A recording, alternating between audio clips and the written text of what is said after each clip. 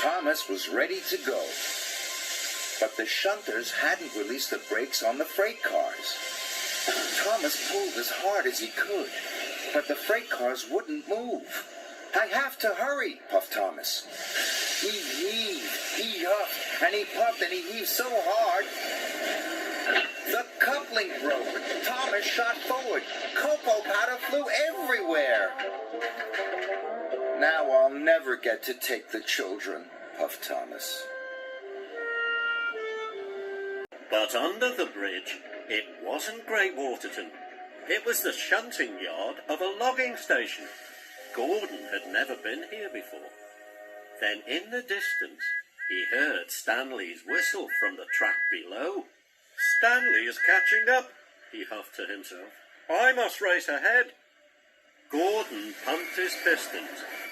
Then there was trouble. Ben was shunting a flatbed of logs. Gordon biffed straight into them.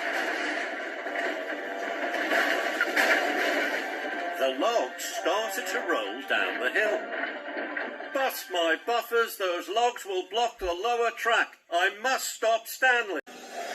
So Dennis raced away. He didn't care about the tires. He didn't care about Thomas. All he cared about was getting far away from his work. His wheels were spinning faster and faster. Then there was trouble. "Help!" called Dennis. "Help! Help!" But this time, there was no one there to help. Scarlowy saw Rusty at a junction ahead. Rusty was pulling trucks of special ice cream. "Out of my way! I can't stop!" Rusty stopped right across the tracks. Scarlowy bashed into Rusty's trucks. Ice cream flew into the air and splattered all over the engines. Rusty was cross. Now there would be no ice cream at the puppet show. They diverted him onto old sidings, straight into a muddy pool.